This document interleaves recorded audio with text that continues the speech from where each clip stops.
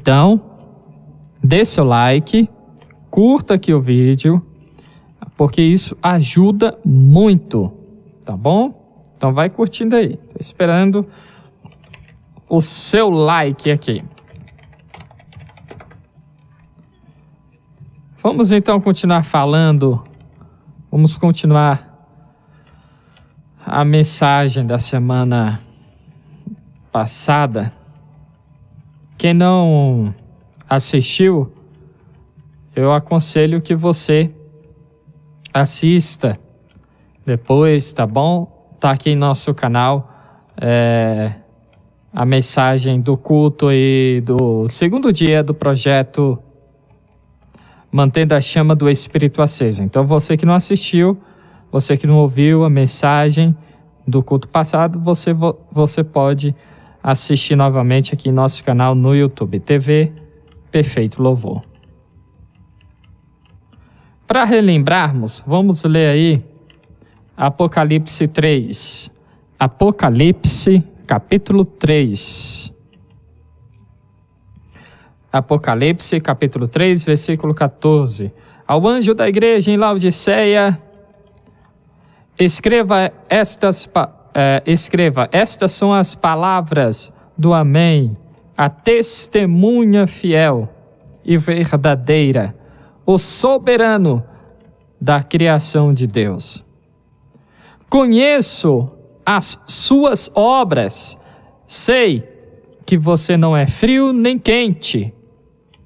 Quem dera você fosse frio ou quente. Vamos para o versículo 18. Eu o aconselho a comprar de mim ouro refinado no fogo, para que se torne rico, e roupas brancas para vestir, para cobrir a sua vergonhosa nudez, e colírio para ungir os seus olhos, a fim de que você veja. Repreendo e disciplino a todos que amo. Por isso, seja diligente e arrependa-se. Eis que estou à porta e bato. Se alguém ouvir a minha voz e abrir a porta, entrarei e cearei com ele e ele comigo. Repito, você que não ouviu a mensagem do culto passado, você que não assistiu, está aqui em nosso canal TV Perfeito Louvor, projeto Mantendo a Chama do Espírito Acesa, introdução à igreja de Laodiceia. Você pode assistir, você vai entender melhor, não é? Essa mensagem, tá bom? Mas dando aqui uma rápida, relembrando de forma bem resumida, porque é importante que você assista a mensagem toda, tá bom? Do culto passado. A igreja lá em Laodiceia, a igreja estava numa cidade rica, né? Uma cidade que tinha bastante ouro, bastante riqueza, uma cidade que lucrava muito com produção de lã, uma cidade também que era famosa por sua fabricação de um remédio para os olhos. E aí Deus pega esses, vamos dizer, atributos da cidade e usa nesta mensagem, e usa nesta carta para a igreja em Laodiceia. Deus fala para a igreja comprar do Senhor ouro refinado no fogo. A igreja o povo daquela igreja, né, acreditava muito na sua riqueza, na sua autossuficiência. Este era o problema daquela igreja, né? E Deus pega a questão da roupa. Aquela cidade era famosa, como disse, na produção da lã. Aí Deus fala, a verdadeira roupa está aqui. Compre de mim roupa branca, veste branca para cobrir a vergonha de sua nudez, a sua vergonhosa nudez. E compre de mim colírio para ungir os teus olhos. Então Deus usa tudo que aquela cidade tinha como atributo, tudo que fazia daquela cidade famosa, Deus usa para falar com a igreja. Não é? Então, comprar de Cristo ouro refinado no fogo. Vamos partir daí. Deus fala para aquele povo comprar dele, do Senhor no caso, ouro refinado no fogo. Na visão tradicional da economia, ouro refinado era riqueza garantida. Ouro refinado no fogo era o que não tinha nenhuma impureza. Ouro refinado no fogo era o que não tinha nenhuma impureza. A riqueza espiritual que ganhamos quando cultivamos comunhão com Cristo é como ouro refinado. Refinado no fogo das provações, né? No fogo das provações, das providências do Senhor, em meio ao caos. É diferente da riqueza terrena. A riqueza espiritual nunca perde o seu valor e ninguém pode roubar, ninguém pode tomar da gente. A riqueza terrena, a riqueza aqui da terra, o ouro, né, da terra, ele pode acabar, o dinheiro acaba. Essa riqueza aqui, a riqueza acumulada aqui na terra acaba, pode ser roubado. Mas existe uma riqueza que ninguém pode tomar da gente. E era isso que Jesus queria que a igreja em Laodiceia compreendesse. E é isso que ele quer que a gente compreenda. Nós podemos correr atrás de dinheiro, correr atrás, né, de conquistar coisas boas. Podemos, não é proibido. O verdadeiro problema é o amor ao dinheiro, o apego, né? Achar que o dinheiro nos faz, vamos dizer, autossuficientes, não precisamos de mais nada. E era este o problema da igreja em Laodiceia. Eles estavam falando, somos ricos e de nada temos falta. E mesmo sendo ricos, materialmente falando, Deus fala para eles, vocês na verdade são pobres, miseráveis. Podem ter a riqueza terrena, mas estão pobres e miseráveis, porque não têm a verdadeira riqueza, que é uma comunhão com o Senhor Jesus. E essa riqueza espiritual ninguém pode roubar. Mateus capítulo 6, versículo 20 diz o seguinte: mas acumulem para vocês tesouros no céu, onde a traça e a ferrugem não destroem, e onde os ladrões não arrombam e nem furtam. A verdadeira riqueza está em Jesus. Na verdadeira riqueza nós encontramos em Jesus.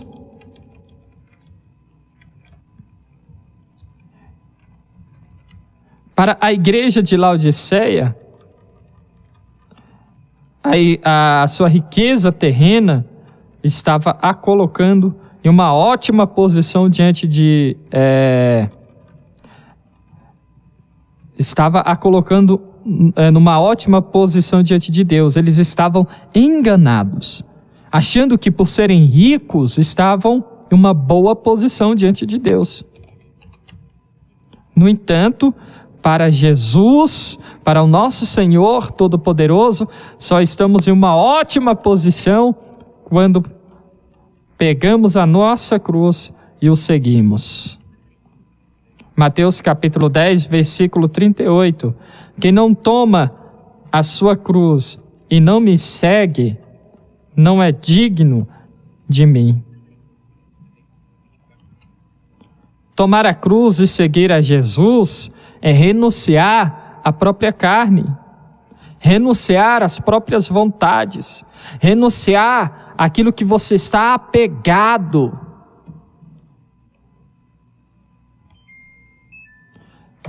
Quem é que não lembra, não é, daquele jovem rico que foi falar com Jesus, o que eu faço para ser salvo? Aí Jesus falou, obedeça os mandamentos. Aí o jovem fala, não, já, isso aí, eu tô bem, obedeço a todos, não estou em falta, né, em nada. Eu amo o meu próximo, eu amo a Deus. Aí, amo a Deus. Aí Jesus fala, calma aí, vamos ver se você ama a Deus mesmo. Pega tudo que você tem, vende e dê aos pobres e venha me siga.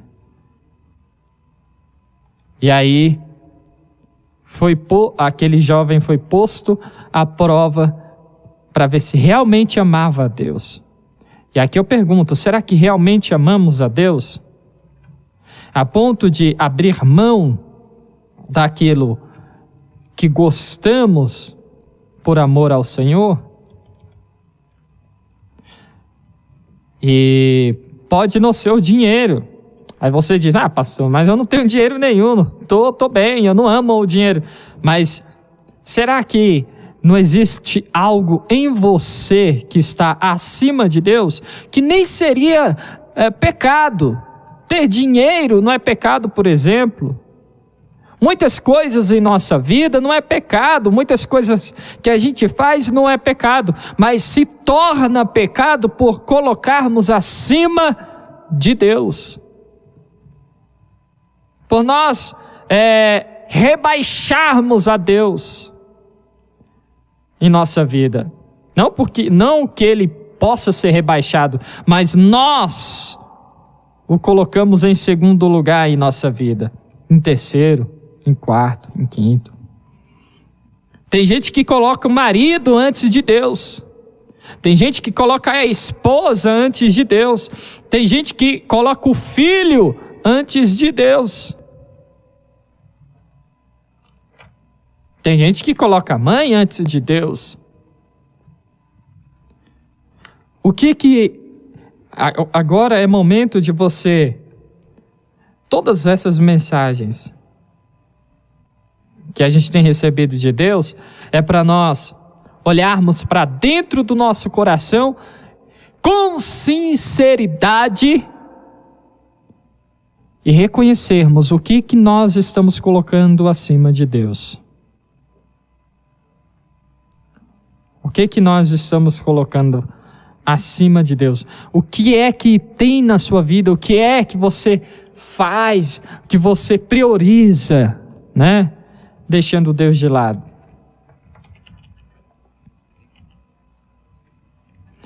Mateus 16, versículo 24 diz o seguinte: Então Jesus disse aos seus discípulos: Se alguém quer vir após mim, negue-se a si mesmo, tome a sua cruz e siga-me.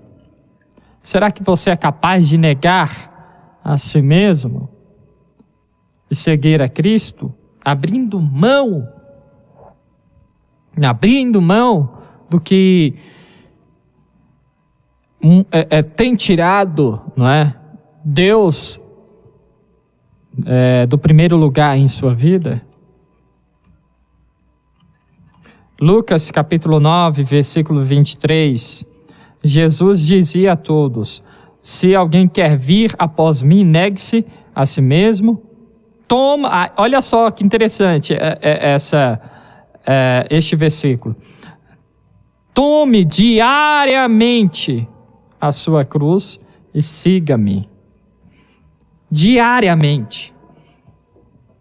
Então, não é uma coisa que você faz uma vez e acabou. Não, porque todos os dias nós somos colocados diante de, vamos dizer, duas opções: agradar a Deus e agradar a nós mesmos. Aí tem gente que diz: não podemos agradar ao diabo. Vamos agradar a Deus, não vamos agradar ao diabo. Eu não concordo muito com essa afirmação, agradar ao diabo, porque quem é que quer agradar o coisa ruim, não é? Quem é que quer agradar aquele que é mal, aquele que é ruim? Não, a gente agrada a gente mesmo. Quando a gente faz maldade é porque a gente quer, porque a gente gosta. Quando a gente peca, não é porque a gente está... Não, eu vou agradar meu amiguinho, diabo, Satanás, meu amiguinho, ele. Não é? Não é? Será que quando você peca, você pensa assim: é meu irmãozinho, meu papai, né? Desculpa. É nada, isso é desculpa. A gente fala: foi o diabo que fez eu cair em tentação. Mentira. É mentira. A gente gosta de inventar história para dar vazão à nossa carne, né, pastor? Eita, então, Deus. Quando a gente peca, não é para agradar o diabo. Ninguém peca com intenção de agradar o diabo. Ele fica feliz, ele bate palma, né? Ele fica feliz, ele fica contente com a nossa queda, mas quando a gente peca, a gente não está pecando com a intenção de agradar o diabo. Porque ninguém... é o que eu acabei de dizer. Por acaso você tem o diabo como seu melhor amigo? Como uma pessoa que você quer agradar todo dia? Vem cá, Satanás, vem aqui que eu quero te agradar. Você é meu amigão. Não é assim. A gente peca porque a gente quer agradar a nós mesmos. Exatamente. Eita, Deus. Quando a gente peca, a intenção é agradar a nossa carne, fazer a nossa vontade. Eita, Jesus. Não é? Pode isso aí. Então, quando a gente vai orar pedindo perdão a Deus, a gente tem que ter até isso, a gente tem que ter em nossa mente, né? Senhor, me perdoa. Eu estou arrependido agora, mas quando eu pequei, eu pequei porque eu queria, porque estava gostoso o pecado, estava maravilhoso, e por isso eu pequei. Não vamos arrumar desculpas. Eita, papai. Porque quando a gente peca porque a gente gosta, porque é bom para a carne. E não adianta falar: misericórdia, pecado é ruim. Não é ruim nada, é bom, é gostoso, senão ninguém pecaria. Eita, Deus. Pecado é ruim, o que é ruim são as consequências do pecado. O que é ruim é para onde o pecado nos leva, o que o pecado causa em nós, isso é ruim. Mas quando você está pecando lá, tá bom, tá maravilhoso, senão ninguém pecaria. Né? Então, é importante reconhecermos isso. E diariamente a gente tem que olhar, como diz aí Lucas 9:23, no final do versículo lá, ó: tome diariamente a sua cruz e siga-me. Diariamente renuncie à sua carne. Diariamente deixe de agradar a si mesmo para agradar a Deus. Então a questão aqui não é deixar de agradar o diabo, é deixar de agradar a nós mesmos para agradarmos ao Senhor. Diariamente renunciando à nossa vontade para agradarmos a Deus. Lucas capítulo 14, versículo 27. É muito importante essa questão de pegar a cruz, a nossa cruz, e seguir a Jesus.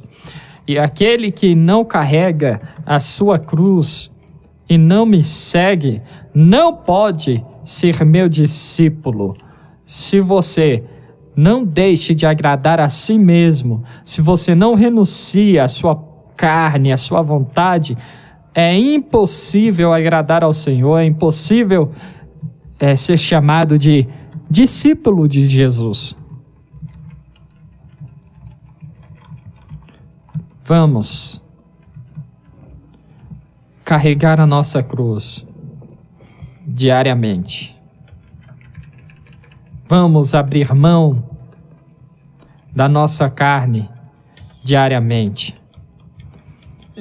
Aqui não está dizendo que você deve viver no sofrimento, na pobreza, né? Todos os dias. Não, é claro, haverão dias de escassez em nossas vidas, sim, até mesmo para o nosso crescimento, amadurecimento, até mesmo para nos tornarmos pessoas melhores, porque a prova vai nos moldando, vai construindo amoldando o nosso caráter, a nossa personalidade, a gente vai se tornando, né, pessoas melhores. Mas tomar a cruz, negar a si mesmo, vai além de você viver, né, vamos dizer assim, sempre na escassez material. É renunciar às vontades pecaminosas. Renunciar o seu ego, o seu eu. E aceitar que Cristo seja o piloto de seu barco. E este piloto não precisa de copiloto, porque ele não precisa de ajuda. Ele não precisa de conselheiro, né? E aí, o segundo conselho que Jesus dá à igreja em Laodiceia é comprar do Senhor roupas brancas. Comprar do Senhor roupas brancas. Porque é o Senhor quem lava os nossos pecados e nos veste de atos de pureza e de justiça. Não adianta procurarmos atalhos através da religião, da nossa razão, cozinhando folhas de figueira para cobrir os nossos pecados, como Adão fez, Adão e Eva, lembra? Quando pecaram, viram que estavam nus, foram lá, pegaram folhas e tentaram tampar a nudez, esconder a nudez. Mas não adianta você querer se vestir sozinho, tampar a sua impureza, esconder a sua impureza com seus atos de bondade, com as suas obras caridosas. Não, isso não vai levar você a lugar nenhum. Tentar se auto-justificar é impossível. Ninguém pode salvar a si mesmo. Ninguém pode tornar-se justo por si mesmo, por seus próprios atos, pelos seus próprios méritos.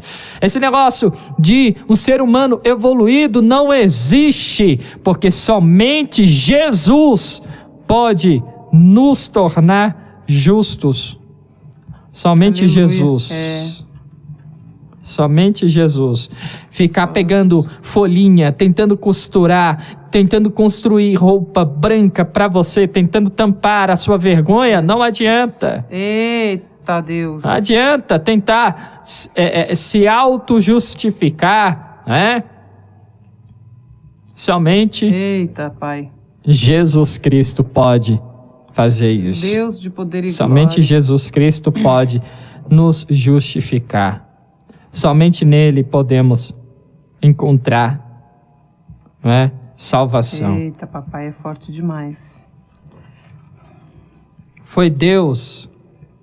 Aí quando Deus chega até Adão e Eva, e mesmo após eles terem feito lá as roupinhas deles, né, para tentar cobrir a nudez, Deus foi lá e construiu de fato uma vestimenta para eles, para nos ensinar o quê? Que não adianta um homem tentar sozinho. O homem não consegue se livrar do pecado sozinho, o homem não consegue se salvar. Somente Deus pode nos dar a vestimenta Somente Deus pode nos dar a vestimenta da salvação. Foi o Senhor que proveu a vestimenta lá para Adão e Eva. Gênesis 3, 21. O Senhor fez túnicas de peles para Adão e sua mulher e os vestiu. Hoje Jesus está dizendo: eu quero te vestir com minha túnica de justiça. Hoje eu quero te vestir com a minha túnica de perdão. Hoje eu quero te vestir com a minha túnica de pureza. Deixa Jesus te vestir. Aceite o que Jesus tem para você.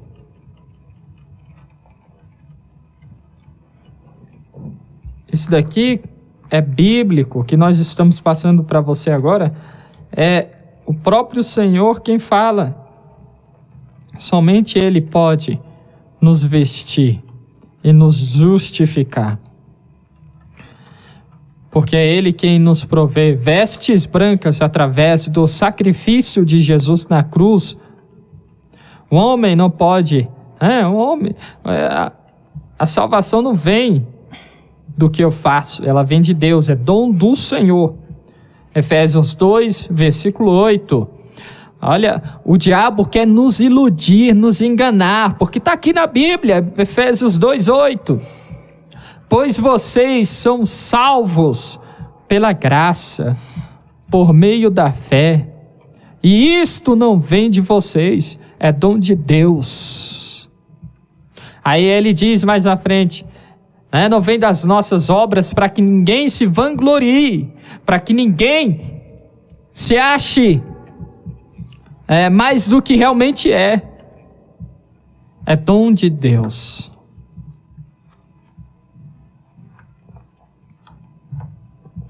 Aí, o terceiro conselho: comprar de Deus colírio para os olhos. Somente Deus pode curar a cegueira espiritual que aflige os orgulhosos e aqueles que se acham autossuficientes. Jeremias mesmo, ele diz: maldito é o homem que confia no homem, faz do seu braço, ou seja, da sua força, dos seus recursos,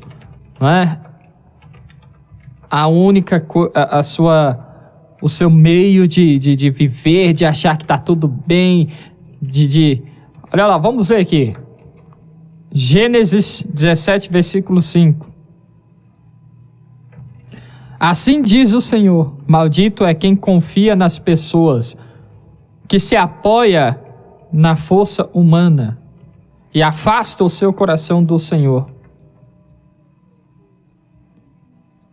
Quando ele diz aqui, confia nas pessoas, ele não está dizendo que você não pode ter pessoas em que você confia para compartilhar segredos, para se relacionar. Não, ele está falando de nós nos apoiarmos na força humana, de nós acharmos que a força humana é suficiente para nos salvar, para nos livrar da condenação eterna, que através da nossa capacidade, que é limitada, que é fraca, podemos alcançar a eternidade. Não, se fôssemos por nós, continuaríamos condenados. Porque somos salvos por meio do amor de Cristo, por meio do sacrifício do Senhor Jesus Cristo na cruz. E somente Jesus pode curar esta cegueira do homem, que o faz trilhar por caminhos mentirosos, tortuosos, que levam a um só lugar, que é a condenação eterna. Eu estava vendo um estudo e achei interessante. Um pastor psicólogo, nesse estudo, dizia o seguinte: por que as pessoas escolhem o caminho do ateísmo? Porque se tornam ateus. Porque o ateísmo é um meio, é um caminho, é uma desculpa para não assumir os próprios pecados. Interessante. Para não assumir a sua culpa. Para não ter que reconhecer que está errado, que está pecando. Por quê? Se não precisa reconhecer o pecado, não existe um Deus. Se não existe Deus, não preciso prestar contas com ninguém. Então, o ateísmo é só um meio que um homem encontrou para não assumir os seus erros, para não ir diante de Deus e dizer: eu estou errado, eu sou falho, eu sou pecador, eu sou miserável, preciso de um Deus para poder me salvar. Eita, Jesus. É apenas a desculpa do orgulhoso. Orgulhoso, mas covarde também, covarde, né? Também. Eu acho. Justamente. O ateísmo, resumindo, é covardia. Que interessante, não? Nunca tinha pensado dessa forma. Que coisa. Glória a Deus e aleluia. Então, o ateísmo é apenas a desculpa Eita Deus. do covarde, do orgulhoso, daquele que não quer assumir os seus erros, daquele que não quer reconhecer que precisa de Deus e prestar contas diante do Senhor. Porque se não existe Deus, não há esta responsabilidade. Se não existe Deus, não precisa reconhecer que é errado, que é pecador. Se não existe Deus, não precisa confessar os pecados. E aí, o homem então encontra o caminho mais fácil de fugir de Deus, o ateísmo. Que interessante. Eita Deus. E somente Deus pode nos curar dessa cegueira. O Senhor Jesus Cristo, por exemplo, advertiu os fariseus a respeito da cegueira. Pessoas que se preocupavam com o exterior e não olhavam para dentro de seus corações.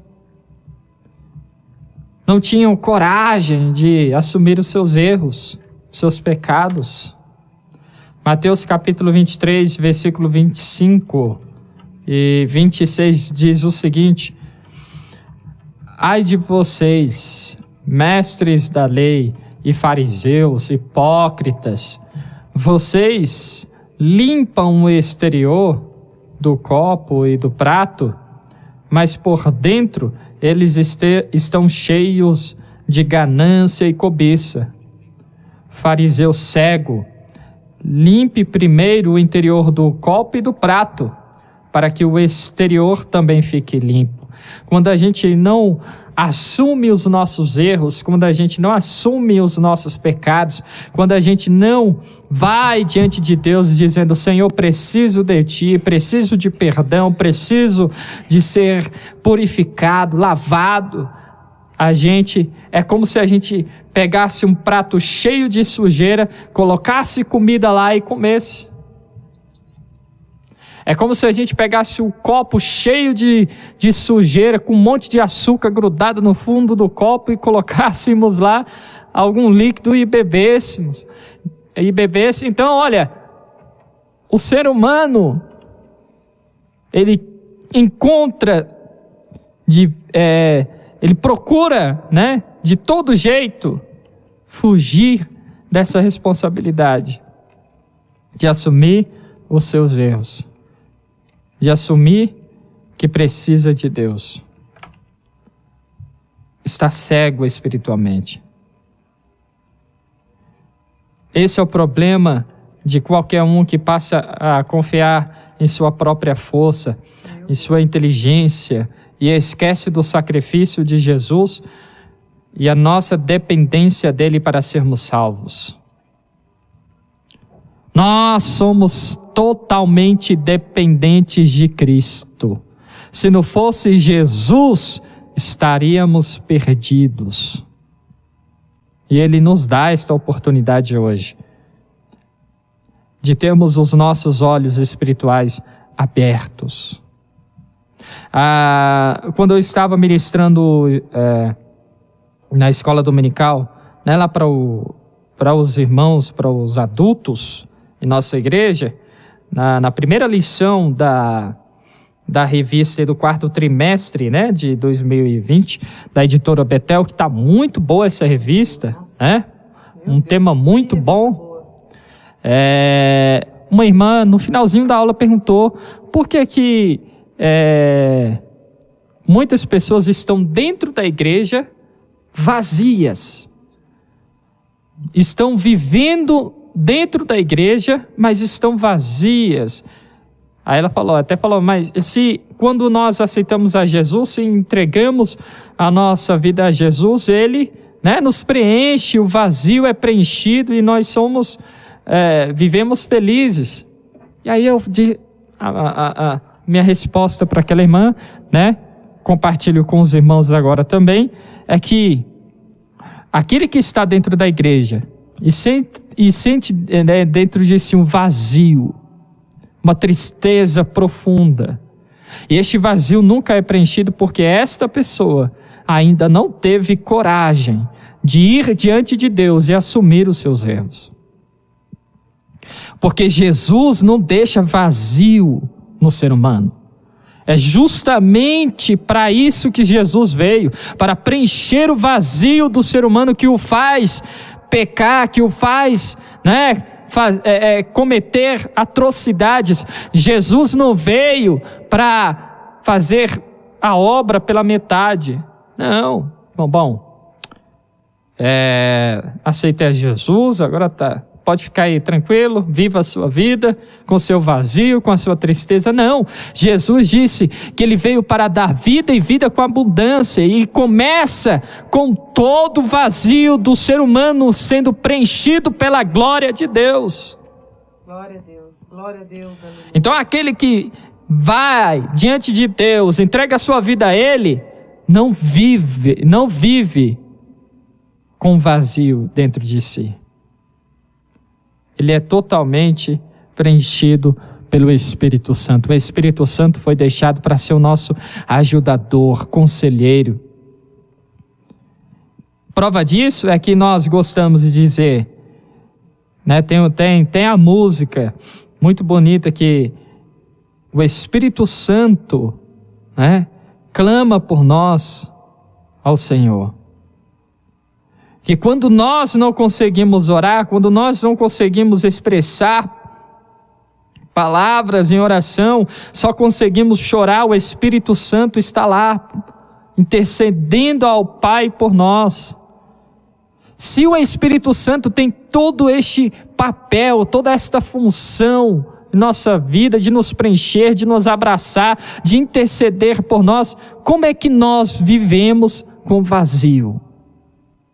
Que Espírito Santo, que Deus é esse bagunçado que faz as coisas tudo pela metade? É o ser humano que não abriu mão do seu vazio, que não abriu mão do seu pecado, que não foi diante de Deus e se entregou por completo para ter o seu vazio preenchido.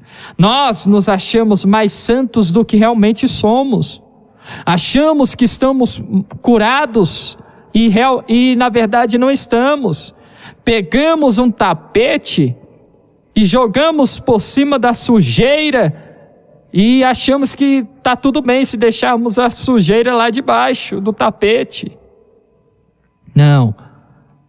Para colocarmos o tapete na sala, deixar bonito, cheiroso, antes limpe todo o ambiente, remova toda a sujeira. Meu Deus. Né? Remova toda a sujeira. O que está dentro de você que ainda não foi removido? O que está dentro de você? Mas aconteceu antes do meu casamento. Eu fiz antes de me casar. E Deus está falando aqui comigo agora. Meu Deus. Aleluia. Eita Deus. Deus está falando aqui agora comigo. Tem coisa no seu passado que Você até contou, né, para o seu cônjuge o que aconteceu, mas você contou pela metade e esqueceu de falar algumas coisas importantes. Esqueceu de dizer, né, quem realmente era. Você até disse quem estava envolvido no que aconteceu, mas deixou entender que era outra pessoa, que não tinha... Era outra pessoa, escondeu alguns detalhes. E aí Deus diz agora: você fez isso com medo de enfrentar a sua dor, com medo de enfrentar a ferida que foi causada a você com o que aconteceu. Mas o diabo, ele pode muito bem pegar isso daí, esse simples detalhe, e transformar em tempestade que poderia ser evitada, porque você não teve coragem. E até compreensível, você foi muito ferido, foi muito ferida, né? Doeu muito, mas Deus está te dizendo: te dou hoje a oportunidade de ser curado. E a cura começa em você expor a verdade. Esconder a verdade não cura, apenas alimenta a ferida. Quando nós abrimos a boca e expomos, falamos, né, confessamos, nós somos curados. E o interessante é que uma vez eu ouvi uma ministração, acho que era com o pastor Josué Gonçalves, antes mesmo de a pastora Glaucia e eu nos casarmos, ele dizia: o cônjuge deve ser motivo de cura. Deve ser motivo de cura. Quando você casa, você deve ser motivo de cura para sua esposa, e a sua esposa deve ser motivo de cura para você. E Jesus está dizendo agora: a cura começa quando você conta a verdade. Meu Deus. A cura acontece através da verdade. É por isso que Jesus diz: conhecereis a verdade vos libertará. Santifica-os na verdade. A tua palavra é a verdade. Não adianta fugirmos, é a verdade. E aí Jesus diz agora para nós, para você, para mim, Apocalipse 3:20: eis que estou à porta e bato. Se alguém ouvir a minha voz e abrir a porta, entrarei e cearei com ele e ele comigo. Jesus está dizendo: deixa eu entrar aí no seu casamento. Comece a contar a verdade, começa a esclarecer as coisas. Ah não, mas está tudo bem, não preciso mexer mais nisso, não preciso cutucar a ferida. Se há ferida para cutucar, porque ainda não há cura, não é? Se há ferida para cutucar, é porque ainda não há cura. Então Jesus diz: cutuque aí a ferida, deixa eu curar, deixa eu passar o remédio da verdade, deixa eu trabalhar, porque nós não vivemos a plenitude de Cristo. E eu vou até usar a lição da escola dominical, né, do domingo passado, da editora Betel. Eu vou usar para o próximo culto agora, sexta-feira. Nós não vivemos a plenitude porque nós não abrimos mão dos traumas, das feridas, abraçamos os traumas, as feridas como os nossos bens mais preciosos. É meu, é minha dor, deixa a minha dor aqui, não tira ela de mim. Meu Deus. Deixa a minha ferida aqui, não tira ela de mim, é minha. E Jesus está dizendo: não é sua, abra mão dela. Abra mão dela com a verdade. Eu estou na porta e quero entrar, quero fazer parte, quero deitar e rolar na sua vida. Jesus quer fazer parte da sua vida, quer fazer parte de tudo. Seja como a igreja de Filadélfia, por exemplo. A igreja de Filadélfia era uma formiguinha diante da igreja em Laodiceia. Mas era a igreja que não tinha uma sequer. Olha só que interessante. Tem gente que diz que não existe igreja perfeita, né? Mas a igreja de Cristo é perfeita. A igreja de Filadélfia não tinha um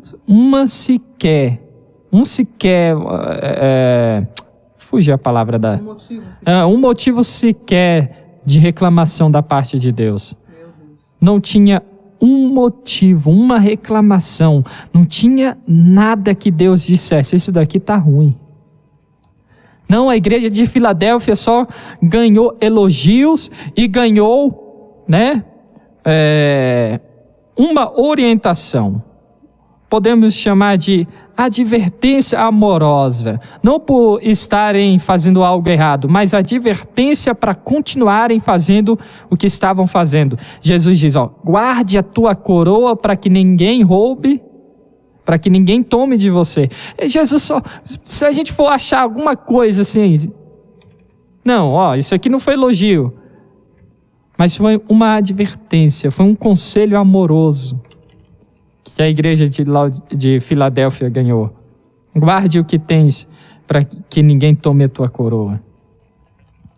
Mas era uma igreja elogiada, uma igreja que amava a Deus, que tinha pouca força, mas quando estava diante de sua própria fraqueza, quando estava diante, do pecado, podemos dizer, quando estava diante das propostas pecaminosas, diante da tentação, diante da desistência, pegava a palavra, meditava e não negava o nome do Senhor, porque eles se fortaleciam na palavra. E aí,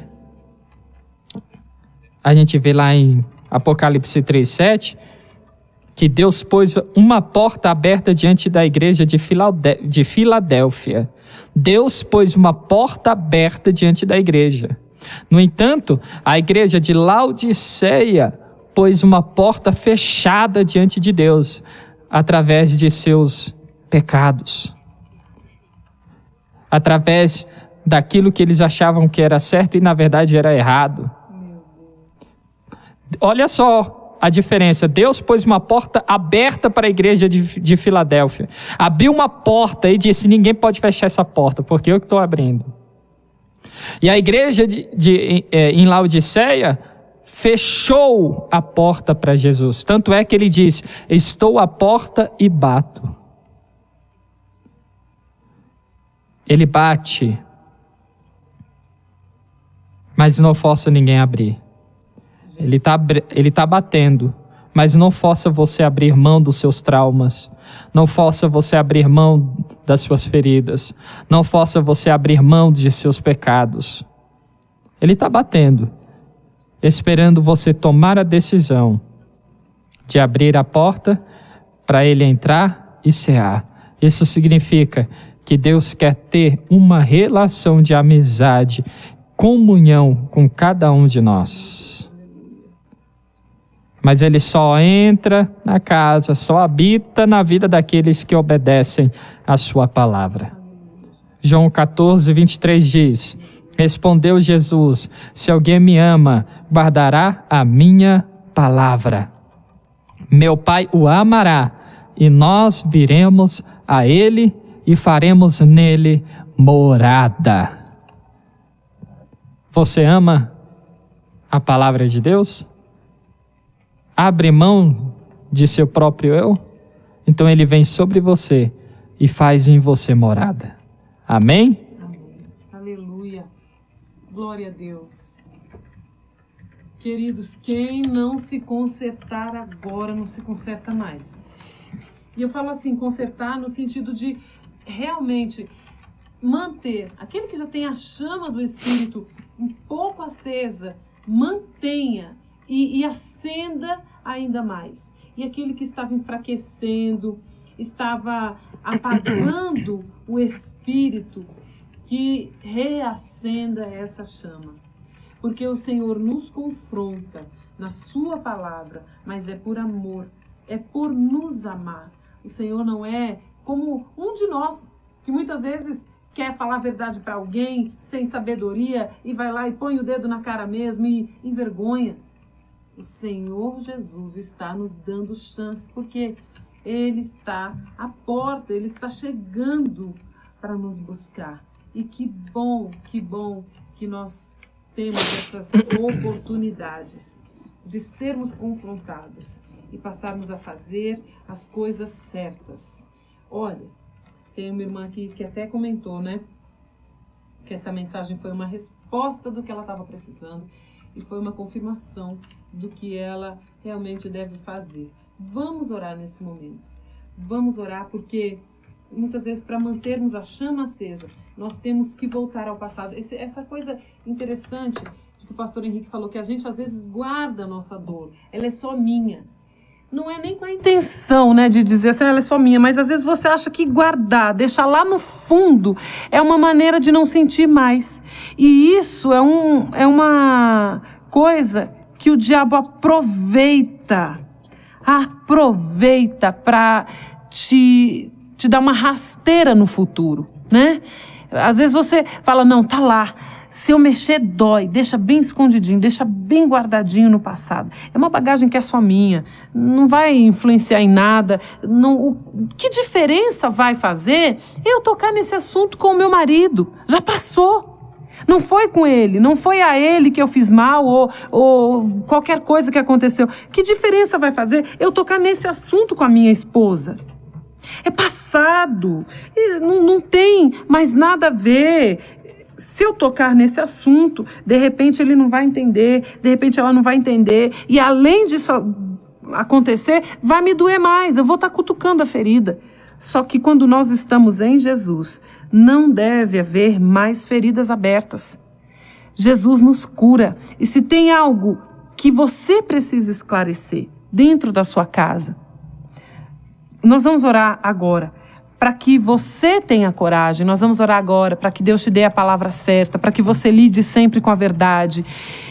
E não é doa a quem doer, não é essa verdade que a gente às vezes usa para ser superior ao outro. Não, é uma verdade falada com mansidão.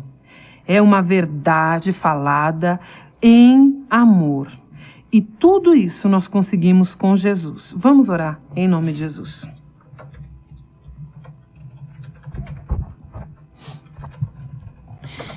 Senhor Deus, Pai, como Tu és maravilhoso. Senhor, tudo que o Senhor tem feito por nós é o Teu cuidado.